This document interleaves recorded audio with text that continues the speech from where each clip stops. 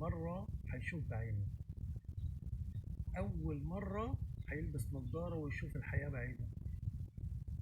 بص وشه هيعمل ازاي، بص ملامح وشه لما بدأ يشوف الناس لأول مرة، ملامح وشه عملت ازاي. سبحان الله. ده بقى توك توك بيهرج، ماشي في الشارع وعمال يلف هنا وهنا ولا حد همه، وفجأة التوك توك اللي وراه اتقلب بسببه طبعا. هنا بقى المنظر اللي موجود ده، احنا كنا بنقول ما ناكلش الخنازير علشان بياكلوا الحاجات دي، دلوقتي بقت العجول هي اللي بتاكلها.